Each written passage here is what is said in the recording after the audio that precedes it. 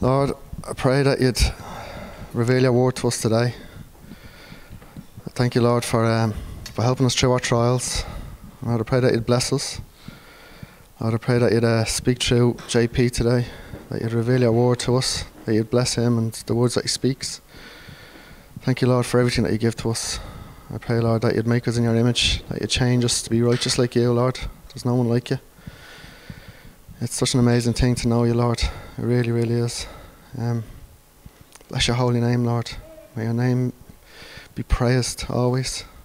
Amen.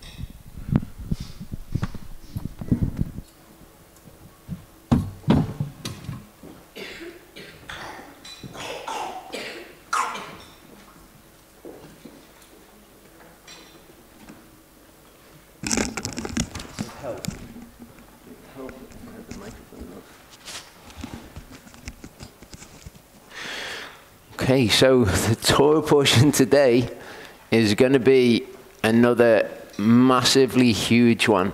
It's going to be longer than the last one. Okay, so as such, I need to dedicate it to Dylan Wright as well. Okay. So again, you know, just go whenever you've taken in as much information as you can take in. Because there's going to be more information than you can take in, most probably. It's going to be 5 parts, and the parts are all going to be long parts as well. So there's no way around it. It should all be interesting stuff, though. In the first part, we're going to look at prayer. We're going to look at how to pray to Yehovah, how to approach Yehovah, and all of the things that come from understanding the Hebrew words used for prayer, because it's not just he prayed or he did this or he did that. There's much more to it. There's an incredible wealth of kind of just really good knowledge to have, because if you can approach Yehovah how he wants to be approached, it changes things. In the second part, we're going to look at prayer as well. We're going to look at it from the perspective of the Greek and of the New Testament, what's actually taught to us about prayer directly in those things. And then having understood what we've understood in the first part, it will make the second part make so much more sense. And hopefully by the end of it, our prayer lives will be greatly enriched. In the third part of it, we're going to start by reading over what's left of the Torah portion. So most of the Torah portion that pertains to Jacob and Esau, because the rest of it, we're going to be trying to understand who Jacob and Esau are in the world. And the rest of the third part, we're going to be looking at the history of Israel. And we're going to be looking at the dispersions of Israel, starting in 722 BC, what happened from then. And we're going to go from then all the way past 70 AD, the destruction of the temple. Then we're going to look at the birth of Christianity, or the start of Christianity as it was, like the Catholic version of Christianity, where things to do with the Sabbath and Judaizing and all of that sort of stuff, and Constantine and Rabbi Hillel and his calendar. We'll be looking at stuff like that. The fourth part, we're going to look from the 4th century AD all the way to today. What happened to the Jews? Okay, where did the Jews go? Started after the destruction of the temple, but where did they actually go after that? And what happened to them when they were dispersed? And we're going to go all the way back to the modern state of Israel. Okay, and we're going to look at things like the Balfour Declaration and how things were created so that we've got a state of Israel in place today. And then in the 5th part, we're going to look at Jacob and Esau in the scriptures. And we're going to see who they actually are today. So we'll get into it. It's called Toldot. Okay, whenever you've got an O in Hebrew, it's a long O sound, so it's Toldot.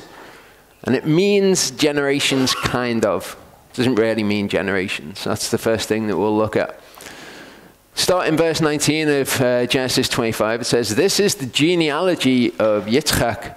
The Toldot of Yitzchak, though, not the genealogy. Ot is a plural ending. Okay, im is the masculine plural, ot is the feminine plural. So it's a plural. This is the genealogy. Sometimes it's translated as these are the generations. Okay. The word is the plural of this. It's Toldot. When you have an a on the end, it's a feminine word. So the plural of it is also feminine, so it's ot. Well, Toldot means descendants, results, proceedings, generations, genealogies. And they're all okay. They're okay at describing what it is. But when we understand Hebrew, when we come to things that are nouns, we can understand the word better by understanding what the verb is behind the noun. The noun is describing something that does the verb or has done the verb. So the verb is yalad, okay, and it means to bear, to bring forth, beget, gender, travail. Doesn't really mean beget though. Often you see this person begat that person, but what it actually means is to bear or to bring forth. Okay, so the Toldot are the bringing forths, okay? And that can be followed by the actual family line. You can then give a genealogy, and that would be what they've brought forth. Or you can bring their story then. You can say, these are the bringing forths of this person. What came from this person? For example, if Charlie wrote an album, he recorded an album, and then we had some music that Charlie had made, that would be one of the bringing forths of Charlie. Okay, so generations, not really where it's at, or genealogy. Okay, so it says, this is the genealogy, the Toldot of Yitzchak, Abraham's son. Abraham brought forth, and there's that word, there's yalad, that's the verb. Okay, he brought forth Yitzchak. So these are the bringing forths of Yitzchak. And then it starts with his father. Abraham brought forth Yitzchak. We also see Toldot when it says these are the births of the heavens and the earth. Not the births. These are the bringing forths of the heavens and the earth. This is what was brought forth from the heavens and the earth. This is the book of the Toldot of Adam. Okay, the bringing forths of Adam in the day that Elohim created man. Okay, so then we see what Adam brings forth. These are the Toldot of Noach. Okay, so what were the Toldot of Noach? Noach was a righteous man. He was perfect in his generations. He walked with Elohim. That's what he brought forth. And then from that point on, we have the story of Noach. This is the genealogy, the Toldot, the bringing forths of the sons of Noach, Shem, Ham, and Japheth. And sons were born to them after the flood. Okay, so absolutely you can have the genealogy afterwards. And you do in many cases. But that doesn't mean it means genealogy. What it means is what was brought forth. These are the bringing forth of Terach. Terach brought forth, he yalad, Abraham, Nahor, and Haran. And Haran yalad Lot. Okay? This is the bringing forth, or these are the bringing forths of Esav, who is Edom. Which is interesting, because what we're going to be looking at today are what are the bringing forths of Esav? What are the bringing forths of Yaakov? This is the bringing forth of Yaakov. Then we don't get a genealogy. It just says Yosef, being 17 years old, was feeding the flock with his brothers. So actually what comes from a person, their descendants are their bringing forths. And you can say that everything that their descendants do are the bringing forths of that person. From the children of Shimon, they're bringing forths by their clans, by their father's house. Okay, so when we see this word, we can now understand actually what it's saying. Sons of Merari, Machli, and Mushi, these are the clans of Levi according to their bringing forths. Okay, got bringing forths now. And Yitzchak was 40 years old. So it says these are the bringing forths of Yitzchak. And it says, and Yitzchak was 40 years old when he took Rivkah as a wife, the daughter of Bethuel, the Aramean of Padan Aram, which we saw last week, the sister of Lavan, the Aramean.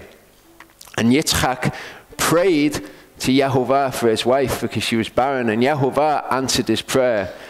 Rivkah, his wife, conceived. Not what it says. Okay? It says that Yitzchak atard Yehovah.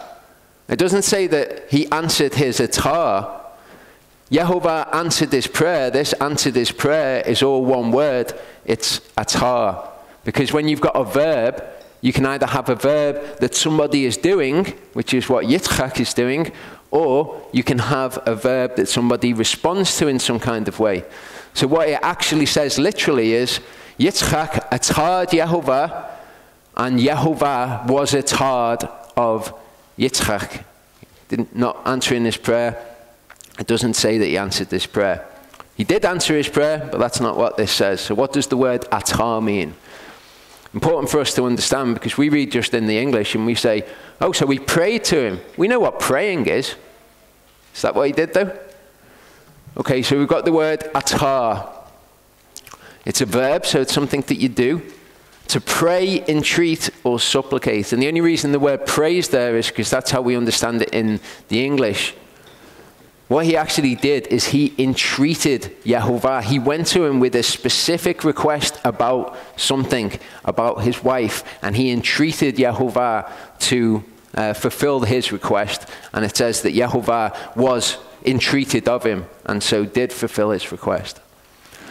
Judges 13, 8-9, we see this word. And Manoach prayed, he atard Yehovah. He made an entreaty to him and he said, oh Yehovah, please let the man of Elohim whom you sent come to us again and teach us what to do for the youth who is to be born. And Elohim shemad the voice of Noach, and the angel of Elohim came to the woman again. Okay, so he made a specific entreaty to him about a specific thing. Exodus 8 verse 8. Pharaoh then called for Moshe and Aharon and said, Atar Yehovah, to take the frogs away from me. He didn't say, go and pray to Yehovah and just ask him. He says, make an entreaty on my behalf. And that's exactly what he did. Moshe went out from Pharaoh and atar'd Yehovah. So we fasted and prayed. Different word here. This word is bakash, to our Elohim for this. And he answered our atar. He answered our treaty. So when they were bakashing Elohim, what form that took is the form of an entreaty. So what is it to bakash Yehovah? It's the word bakash, and it's another verb, something you do, and it's to seek, require, desire, exact, request. Not all of those things are what you will be doing to Yehovah. The word can be used in its plain meaning of the word as well. Okay, to seek, you don't require anything of Yehovah. You don't say, I required this of Yehovah. Okay, to desire, okay, kind of close to. Notice this one here, to seek the face, to seek to find. Seek me and you will find me. To seek the face. That's a concept that we will be looking at as we go through. Okay, so let's see how the word's used in its normal use. It says that Pharaoh heard of this matter and he bakashed to kill Moshe. He sought to kill him. Okay, this is just the plain meaning of the word. Sought to kill him. Yosef hurried, for his emotions were deeply moved towards his brother, and he bakashed. It doesn't say a place to weep. A place isn't actually there. That's the translators trying to help us out. It says he bakashed to weep. He sought to weep and went into his room and wept there. He was overcome with his emotions and he sought to weep. That's what he wanted to do, or he desired to weep, you could put it. Do not turn to mediums and do not bakash spiritists to be defiled by them. I am Yehovah your Elohim. Do not seek spiritists. Moshe took his tent and pitched it outside the camp, far from the camp, and called it the tent of witness. And it came to be that everyone who bakashed Yehovah went out to the tent of witness, which was outside the camp. Okay, so now they're bakashing Yehovah. But what is it to bakash him? Okay, we understand to seek Yehovah, but that's not really it. And once we understand the concept fully, then we can bakash Yehovah much more effectively. Deuteronomy 4:25-29 says, when you bring forth children and grandchildren, and shall grow old in the land, and shall do corruptly, and make a carved image in the form of whatever, and shall do what is evil in the eyes of Yehovah your Elohim, to provoke him. A lot of what we're going to see as we're going through this is that we do things in the sight of Yehovah. We ask for his panim, which is his face. Okay, literally his face or his presence, and we ask for him to look upon us, and we ask for him to shema, to listen to, make his ear attentive to us. This is kind of what it is to bakash Yehovah's panim.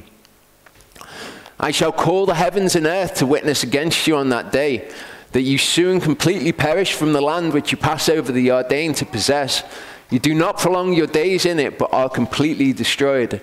And Yehovah shall scatter you among the peoples, and you shall be left few in number among the Gentiles where Yehovah drives you. And there you shall serve gods, the work of men's hands, wood and stone, which neither hear, nor see, nor eat, nor smell. But from there you shall bakash Yehovah your Elohim, and shall find when you derash for him with all your heart, with all your soul. Okay, so in the English it's seek, and when you seek after him. Not what it's saying. We're coming to understand this term bakash. What's this term derash? Because they're different. When you bakash Yehovah, okay, it's a little bit more kind of intimate. What you're actually bakashing is his panim, his presence. When you derash him, okay, it's an inquiry. See, the verb here means to resort to, seek with care, inquire, require. Really, it's an inquiry as to who Yehovah is, or what Yehovah wants in a certain situation, or some specific information from Yehovah. That's what you do when you derash Yehovah. Exodus 18 verse 15, and Moshe said to his father-in-law, because the people come to me to derash Elohim. Okay, so this is when he's taking all of the people's queries about the law. They're coming to him to derash Elohim, to specifically inquire of Elohim about a particular matter. And Moshe diligently looked, it says. Okay, actually what it says in the Hebrew is he derashed. Okay, when you get the Hebrew word used twice, it kind of adds intensity to it. Like when Yeshua says, verily, verily, I tell you today. Okay, he derashed, he diligently looked. Guard yourself that you are not ensnared to follow them after they are destroyed from before you, that you do not derash about their gods. Okay, you inquire about their gods, saying, how did these nations serve their gods? So we can derash of Yehovah and see how we're to serve him. What we're doing today, actually, when we're looking at prayer through the scriptures, is we are derashing of Yehovah. Deuteronomy 13, 12 to 14. When you hear someone in one of your cities, which Yehovah your Elohim gives you to dwell in, saying, some men, sons of Belial, sons of worthlessness, have gone out of you, of your midst, and led the inhabitants of the city astray, saying, let us go and serve other gods, gods whom you have not known. Then you shall derash, search out and ask diligently. So this is making a specific inquiry. Okay, these men are going to be held to account for what they've done. The accusation against them is serious. You are to derash, search out, and ask diligently whether or not it's true. Deuteronomy 18, 10 to 11 says, let no one be found among you who makes his son or his daughter pass through the fire, or who practices divination, or a user of magic, or one who interprets omens, or a sorcerer, or one who conjures spells, or a medium, or a spiritist, or one who calls up the dead. Okay, doesn't really say that. It says derash al mutim. Now, dead is mot. When Yehovah says, you shall surely die, he says, you shall mot tamut. Okay? Mutim, that's the plural of mot, of the dead. So it's the dead. Derash al mutim means to inquire of the dead specifically, not calling up the dead. Although I imagine you have to call up the dead to inquire of them, like Shaul with the witch of Endor. When a malicious witness rises up against any man to accuse him of turning aside, then both men who have the dispute shall stand before Yehovah, before the priests and the judges who serve in those days. And the judges shall diligently search, shall diligently derash, diligently inquire, and see if the witness is a false witness who has falsely accused his brother. Then you shall do to him as he thought to have done to his brother. Thus you shall purge the evil from your midst. So when we see humans derashing, it's over matters that are very important. Okay, it's kind of like, it carries the connotation of it being diligent to derash. Blessed are those who observe his witnesses, who derash him with all the heart. Okay, so you inquire of him. That's what we're told, isn't it? You will bekash Yehovah, and you will derash of him with all your heart and with all your soul. So it's to inquire of him, to find out who he is and what it is that he wants of us. I have sought, I have derashed you with all my heart. Let me not stray from your commands. And do not take away from my mouth the word of truth entirely, for I have waited for your judgments, that I might guard your Torah continually forever and ever, that I might walk in a broad place, for I have derashed your statutes. Okay, so again, this is a way that you can derash Yehovah, to inquire of him through his word. Okay, you can make a specific inquiry of him through prayer, but this is the way that we do it in the majority. We find out who he is. We make inquiries of him when we find out who he is in his word. I am yours, save me, for I have derashed your statutes. Deliverance is far from the wrong ones, for they have not derashed your statutes or your laws. Derash Yehovah while he is to be found. Call on him while he is near. There was a scarcity of food in the days of David for 3 years, year after year. So we understand what derash is now when that comes up. Let's go back to bekash, because bekash is something very powerful that we can do of Yehovah. And David bekashed the panim of Yehovah. This is actually a great translation for when it says panim most of the time, the ISR version. Okay, a lot of translations don't have anything even close to this. David bekashed the panim of Yehovah. And Yehovah answered because of Shaul and his bloodthirsty house, because he killed the Givonites. Okay, so David bekashed his panim, and we're going to look at what it is to bekash someone's panim. Okay, to seek their presence, to seek their face. And this is what we can do with Yehovah in prayer. Ask him to turn his attention to us, to listen to us. 1 Chronicles 16, 10-11 says, boast in his set-apart name. Let the hearts of those bekashing Yehovah rejoice. Derash Yehovah and his strength through his word. Bekash his panim continually. And King Shlomo was greater than any of the kings of the earth in riches and wisdom. Okay, so we can understand from this human example how we are to bekash Yehovah and the sort of things we're looking for. All the earth bekashed the panim of Shlomo to hear his wisdom. So they all sought his face. They all sought his wisdom. This is just a human king. We can bekash the panim of Yehovah in prayer. This is the generation of those who derash him, who inquire of him. Yaakov, who bekash your panim, Selah.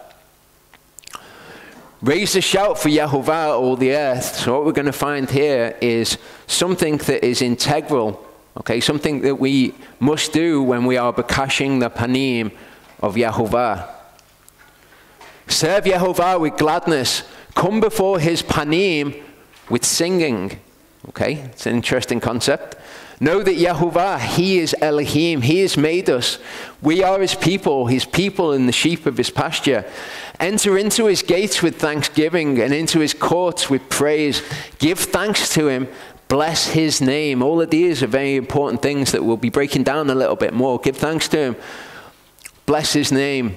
For Yehovah is good, his kindness is everlasting, and his truth to all generations. Okay, this is how you bless his name, because his name isn't just the pronunciation of the letters that you see. His name is his character. So bless his name with things like this. When you enter into his gates, come with singing. If you don't want to sing out loud, if your voice is terrible like mine, sing in your heart to him, okay? Enter his gates with thanksgiving, though. Bless his name by saying things like this, by acknowledging who he is, acknowledging who you are in his sight, and acknowledging who he is.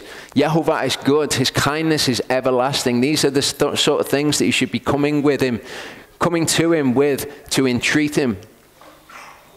1 Chronicles 16, 34-36. Give thanks to Yehovah, for he is good. His kindness is everlasting. Okay, again, we've got this thanksgiving here. We've got this blessing of his name.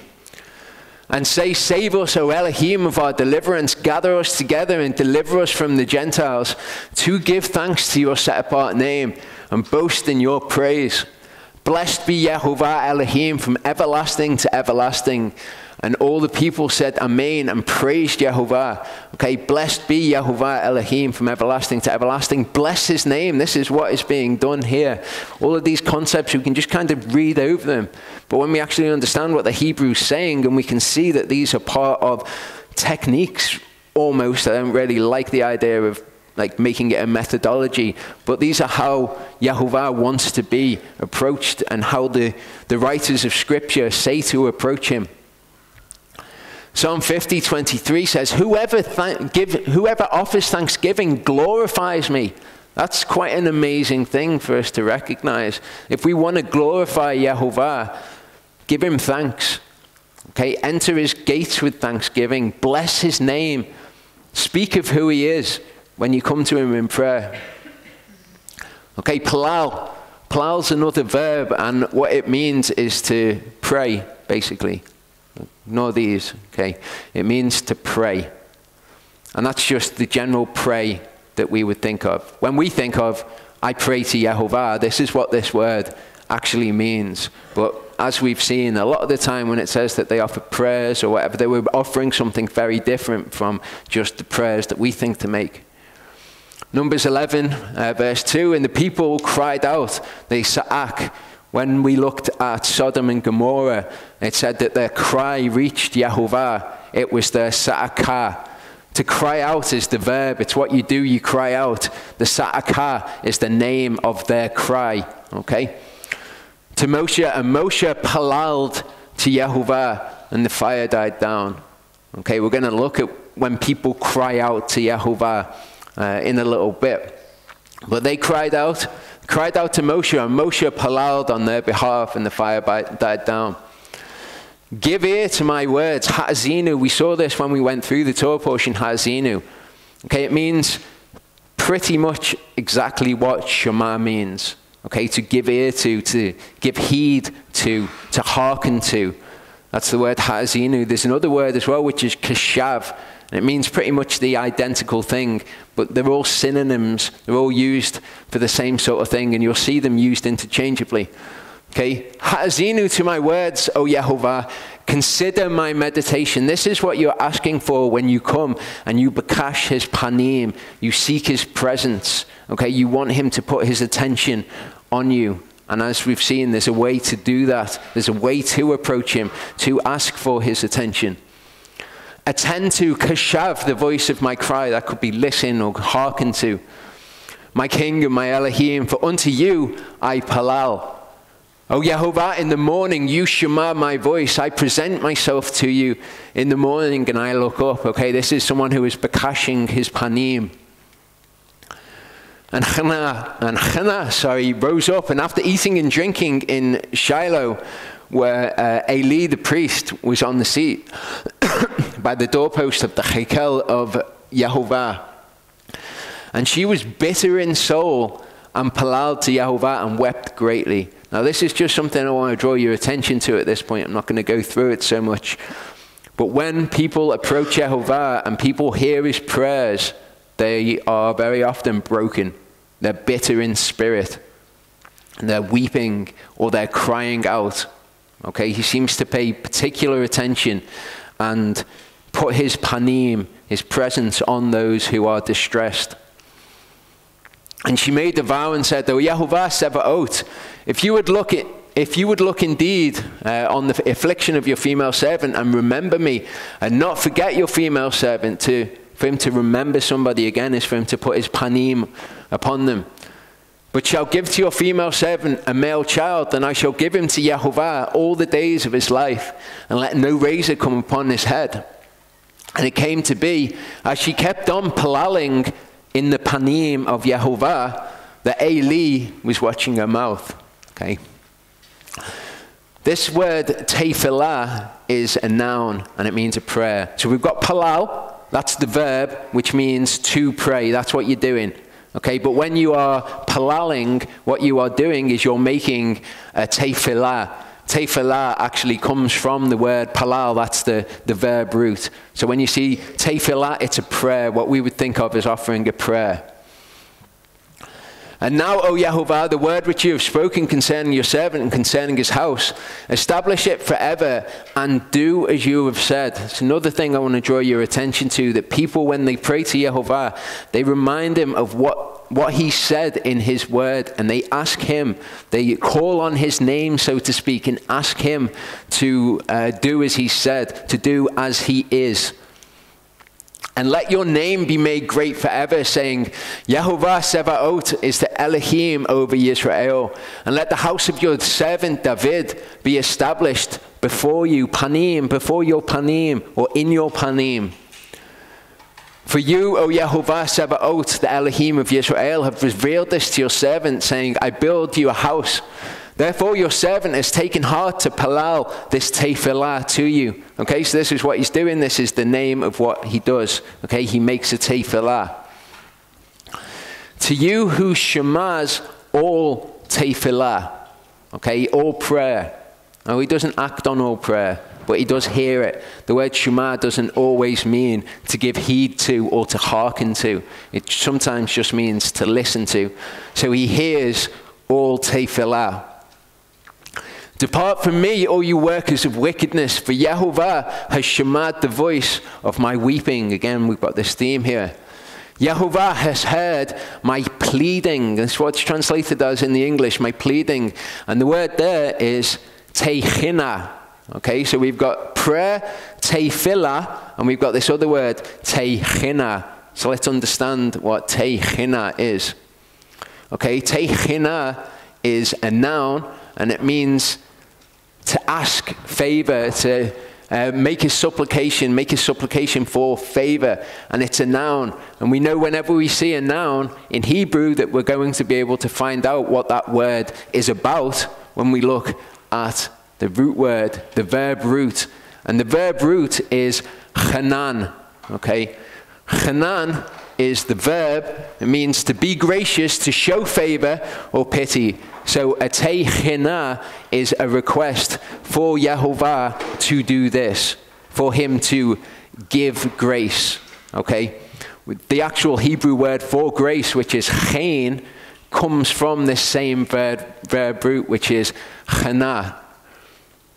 Okay, so when we make teichina, just remember we're asking him for grace, or we're asking him for favor. Let my teichina come before you, come before your panim. So we bakash his panim, and when we have his panim, then we can make these, it says prayers here, not prayers, teichina, these requests for grace. Deliver me, again, deliver me according to your word. See the way that these people pray to him, what they're saying to him, and we can now incorporate these things into our own prayers to Yehovah. It could be that they present their teichina before Yehovah in his panim, and they turn back, each one from his evil way. For great is the displeasure and the wrath that Yehovah has spoken against this people. When we are presenting teichina to Yehovah, it has to be accompanied by repentance. But it's amazing to me that if we sin in our lives, generally the way that we respond isn't to come to seek Yehovah's panim and to offer teichina, to request for grace from him. We kind of just arrogantly go about our lives and just think, well, you know, I've sinned and I'm sorry for it, and, you know, that's just the way grace works, isn't it? It's not how they used to do things. If they had sinned against Yehovah, they would come and they would beseech him and ask him for grace specifically. They didn't presume upon his grace. They came and they asked him for grace in that situation. Daniel 9:18-20 says, O my Elohim, incline your ear and shema. Open your eyes and see Ra'eh. Okay, so this is again seeking his panim, seeking his presence, his attention on them. And see our wastes in the city which is called by your name. For we do not present our tachanun before you in your panim, because of our righteous deeds, but because of your great compassion. So you can see what he's doing here again. He's calling on his name. He's reminding him. He's saying, because of your great compassions, we make our tachanun. Okay, this word is a masculine noun. Okay, techina, a ending, that's feminine. Tachanun, that's masculine, but they mean essentially the same thing. Don't worry about why one's masculine and one's feminine. When you see tachanun, it means to entreat him for grace, specifically for grace. When you see techina, that's also this request for grace before Yehovah. And it comes from this same word chanan, okay, which is to give grace to somebody. Okay, techina from chanan, feminine noun, exactly the same word to all intents and purposes. O Yehovah, Shema. O Yehovah, forgive. You're going to see this word quite a lot when they come to him with these techina. O Yehovah, kashav, and act. Do not delay for your own sake. Again, for the sake of your name, my Elohim. For your city and your people are called by your name. And while I was speaking and palaling and confessing my sin and the sin of my people Israel, and presenting my techina before Yehovah, before his panim, having bakashed his panim, my Elohim, for the set apart mountain of my Elohim. So when they're presenting techina, it's not just techina for themselves, it's also making techina for other people, requests for grace for other people, which is something, again, which is completely lost to us. Okay, it may happen to be something that we pray for, but the idea of this being an actual part of the practice of prayer is completely lost to us. Proverbs 18 verse 23 says, the poor speaks beseechingly. Okay, it doesn't say that. It says the poor makes tachanun, okay, requests for grace. But the rich answers fiercely. This is talking about in just everyday life. The rich, you know, they're more arrogant. They don't need to condescend to anybody. They've got the wealth, they've got the power. The rich answers fiercely. The poor speaks with tachanun, okay, with requests for grace. I said to Yehovah, you are my El. Hazinu, the voice of my tachanun. Okay, again, not the voice of my prayers, so much is lost. Oh Yehovah, with weeping they shall come, with the tachanun. Okay, so when people come before Yehovah, they come and they are broken people before him. The relationship that we have with sin, because we've lost all of this, is completely different. I don't think that it's just something that we always do, that we will come before him and be broken when we are beseeching him for grace in a situation. When we have transgressed covenant with Elohim, that we come with tachanun, with weeping. Yet shall you turn, okay, and the word for turn isn't shuv, it's panah, and it's related to the face, to the panim again. Okay, you'll turn your face, in other words, to the tefillah, to the prayer, when someone palals to make tefillah of your servant and his techina, O Yehovah, my Elohim, to shema, to the cry, and to the tefillah which your servant is palaling before your panim, okay, having sought or bakashed your panim. For your eyes to be open towards this house day and night, toward the place you've said to put your name there, to Shema, to the Tefillah which your servant palals towards this place. And you shall give heed, you shall Shema to the tachanun of your servant. You'll listen to and you'll respond to the requests for grace of your servants and of your people Israel when they palal toward this place, and Shema from your dwelling place in the heavens, and Shema and forgive. Okay, so another verb that we need to understand is chla. Okay, chla is a weird one. It means to be or become weak, be or become sick, be or become diseased, be or become grieved, be or become sorry. And this, you know, you can think, well, that's a normal verb. But the context that it's used in, it's basically to be or become low, to be grieved, to be actually sorry. Okay, because we see it says, but Moshe Chalad in the panim of Yehovah. Okay, so he made himself low. He made himself of little account. When he approached Yehovah, he recognized his own weakness.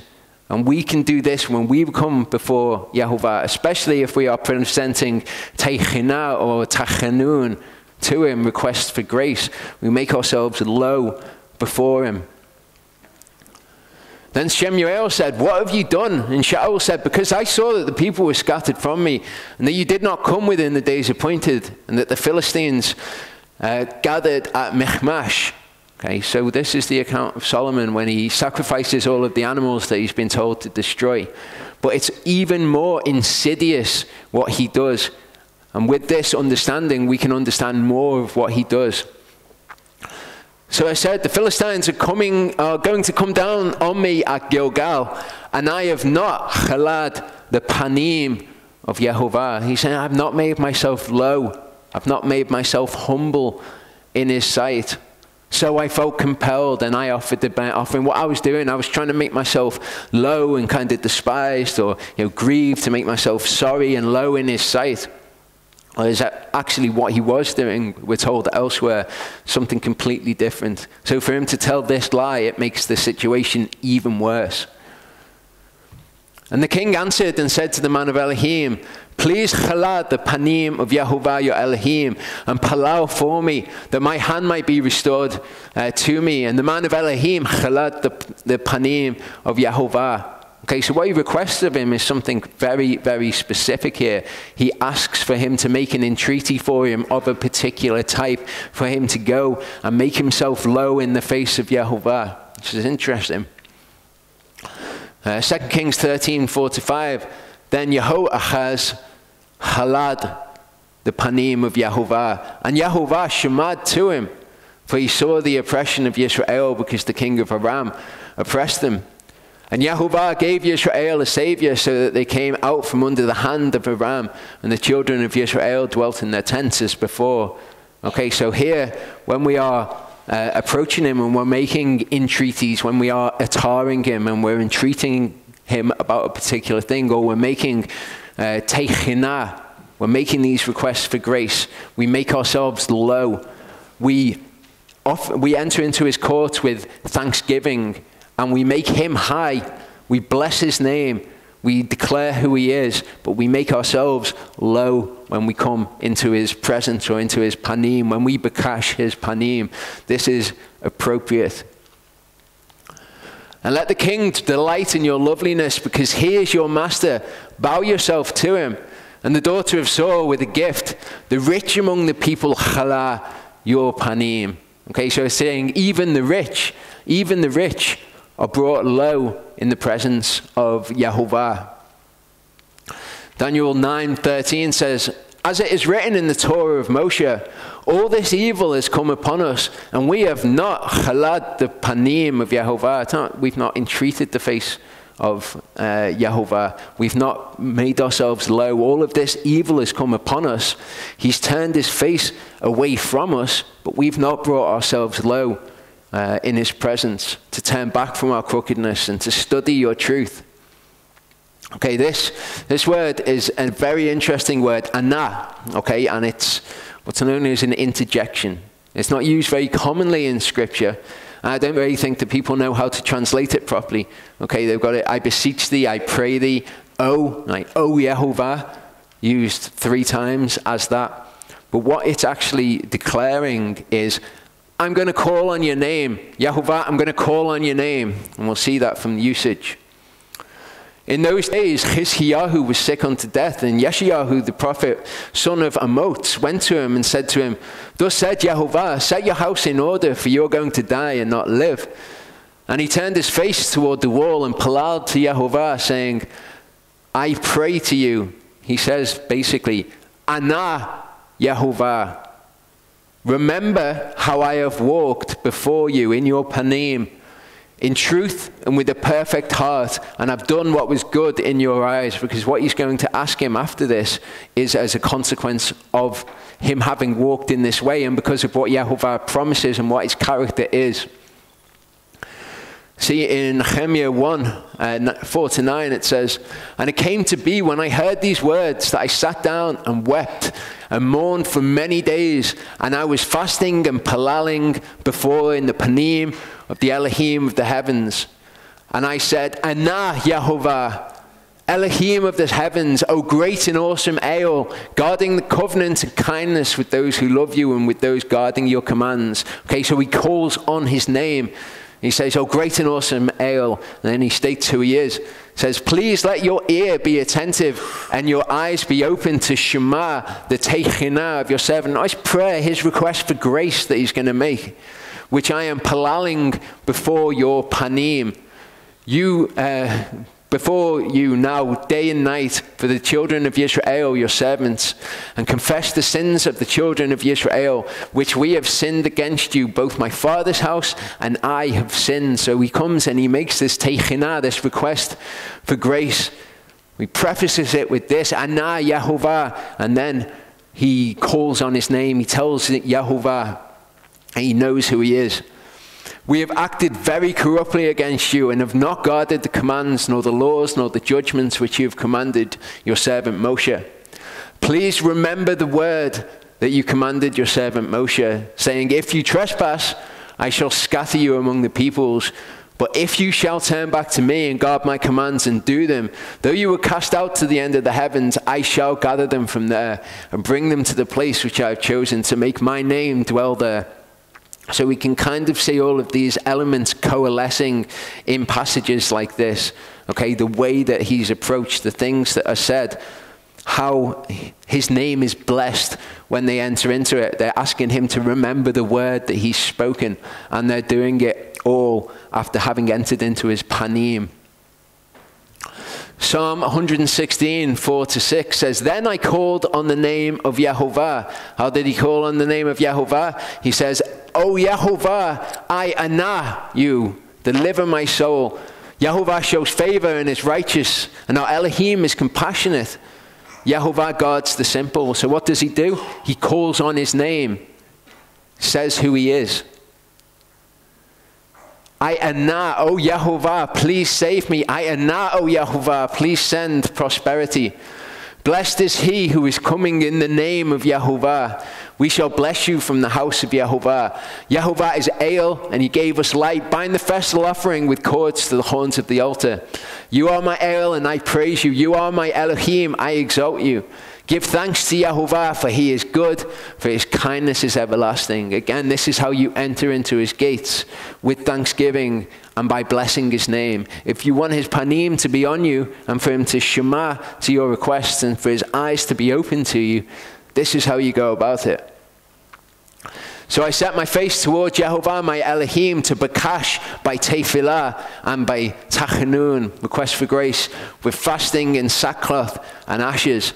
And I palal to Yehovah, my Elohim, and made confession and said, Anah Yehovah, great and awesome El, guarding the covenant and the kindness to those who love him and to those who guard his commands. Okay, so this is how it's done. And we can now take this and put it into the prayers that we make. We can approach him properly and with the proper reverence to him and who he is. And we can call on his name in the proper way.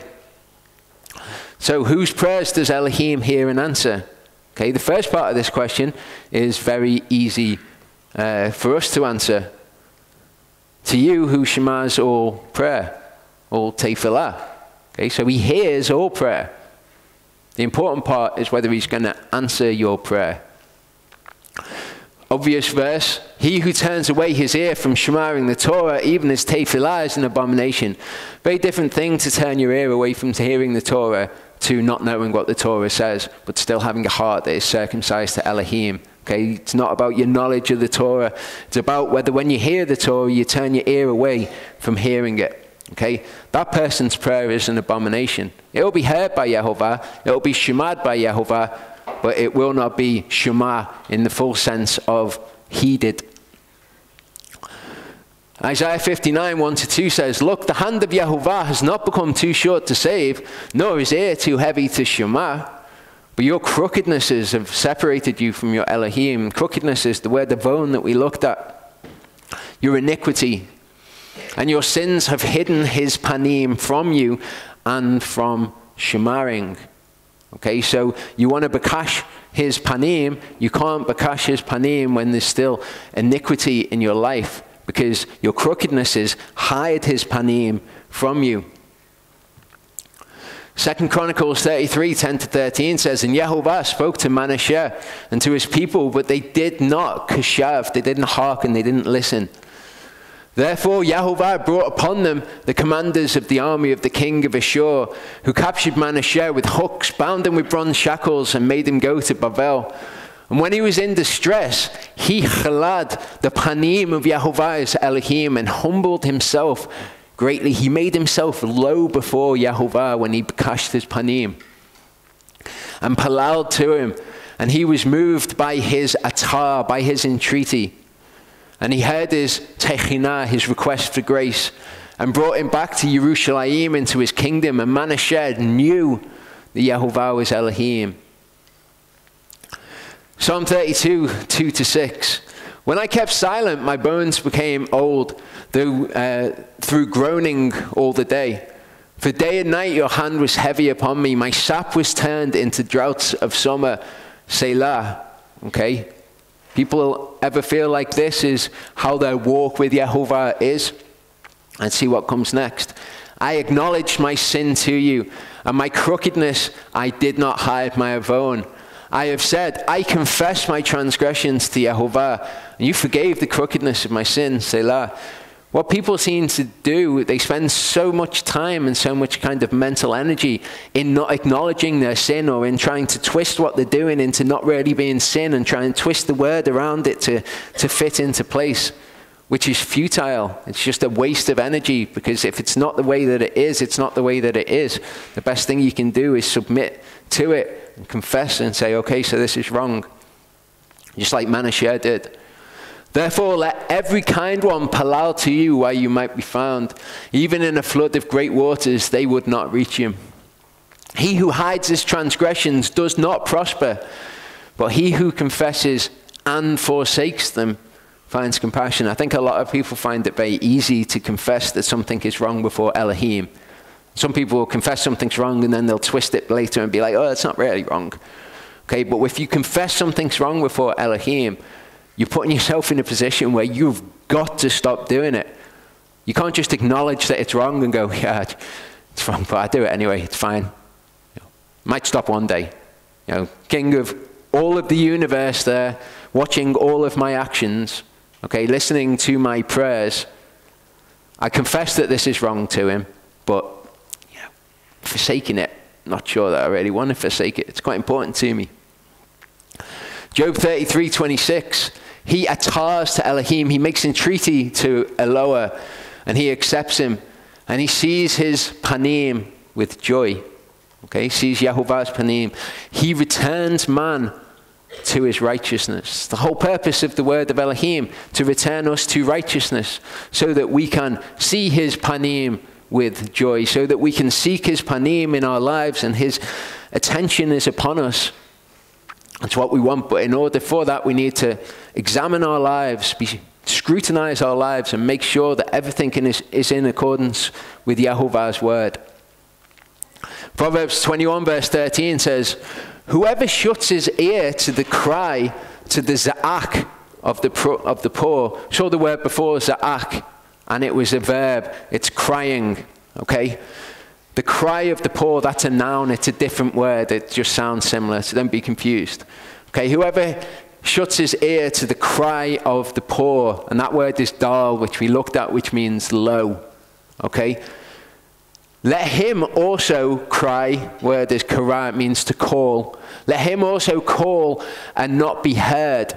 But the word isn't shema, and it's not kashav, and it's not ha'azinu.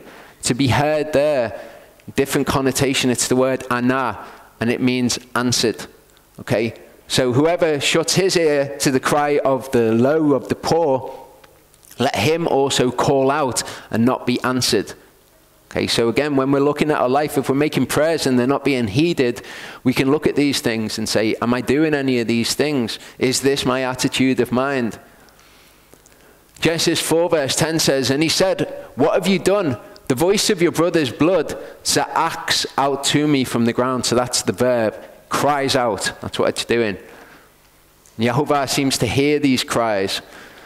Moshe and Aharon went out from Pharaoh, and Moshe za'aked out to Yehovah concerning the frogs which he had brought against Pharaoh. And Yehovah did according to the word of Moshe. Okay, so he seems to hear these cries.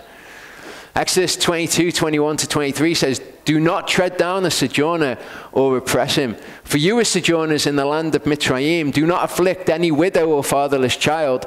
If you do afflict them at all, if they za'ak out to me at all, I shall certainly shema their za'akah, the noun of za'ak, their za'akah, their cry. So if we turn our ear from the cry of these people, he will not hear our cry when we call out to them, but he will hear their cry if they cry out to him against us.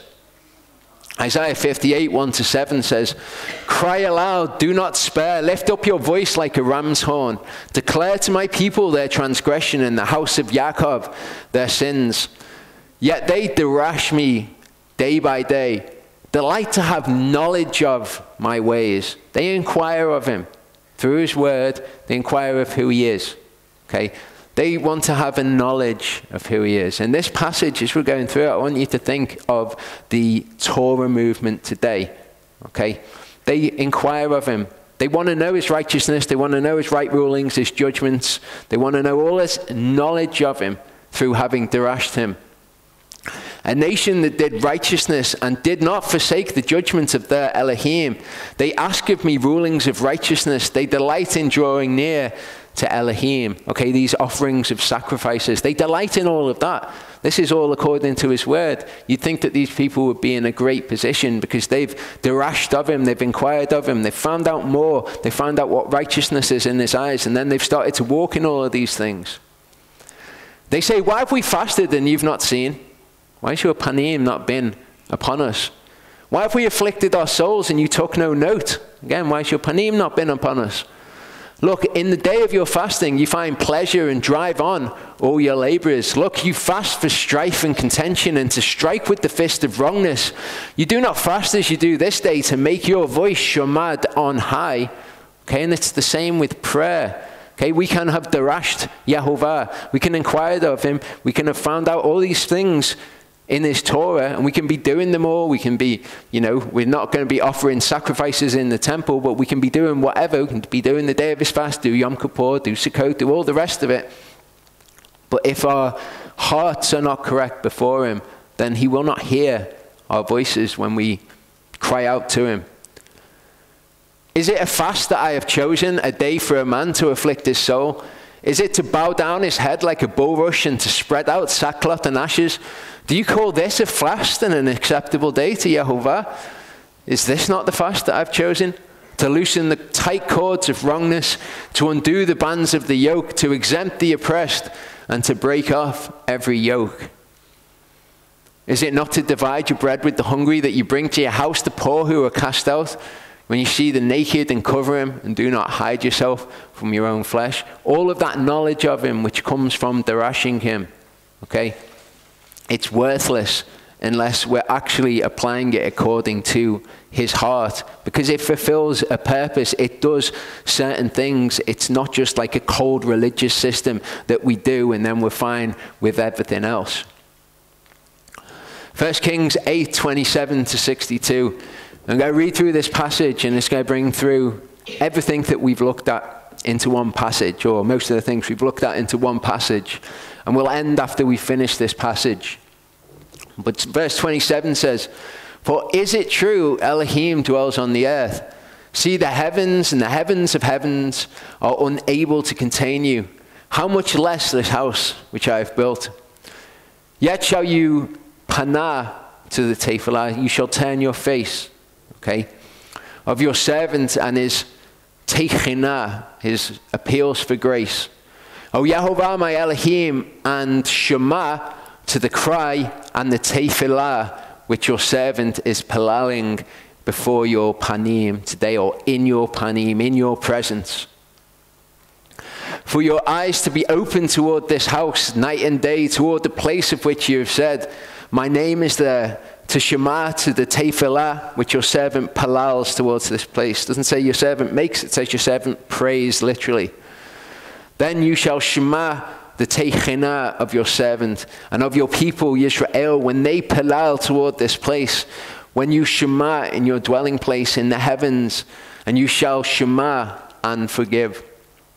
If anyone sins against his neighbor, and he has lifted up an oath on him to cause him to swear, and comes and swears before you, before your altar in this house, then Shema in the heavens, and act and rightly rule your servants, declaring the wrongdoer wrong, bringing his way on his head, and declaring the righteous right by giving him according to his righteousness. We saw before that when a decision was to be made by the judges, in certain cases, the men were to be brought before Yehovah. And this is what this is talking about here.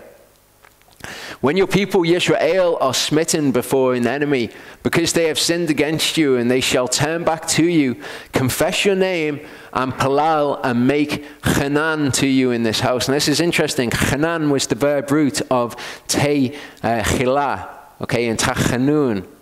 Okay, it was to ask for Yehovah to chanan, to show favor. But this, it's the verb conjugated in another way, which makes it that it's something that the people are doing. Are the people showing favor? No. And we used pealim.com, Pealim.com. Okay, and we can see that when the verb is conjugated like this, it means to plead or to ask for mercy. So it's the verb being done in another way. It's the people asking for this verb to be done to them, if you like. And it's hitchanenu. Hitchanenu. And it means they pled. That's what they're doing. They're not asking, they're not making supplication. That's a little bit weak. Okay, what they're actually doing is they're pleading. And when we come and we make teichilah, what we're doing in certain contexts is pleading with Yehovah to you in this house. Then Shema in the heavens, and forgive the sin of your people Yisrael, and bring them back to the land which you gave to their fathers. When the heavens are shut up and there is no rain because they sin against you, when they palal toward this place and confess your name and turn from their sin, because you afflict them. Again, all of these components which are necessary for his panim to be upon us. Then Shema in the heavens, and forgive the sin of your servants, your people Yisrael. For you teach them the good way in which they should walk, and shall give them rain on the land which you have given to your people as an inheritance. When there is scarcity of food in the land, when there is pestilence, blight, mildew, locusts, grasshoppers, when their enemy distresses them in the land of their cities, any plague and any sickness, whatever tefillah, whatever techina made by any of your people toward this house, each knowing the plague of his own heart. That's a fantastic way of putting it. Each knowing the plague of his own heart, and shall spread out his hands towards this house. This is another interesting thing.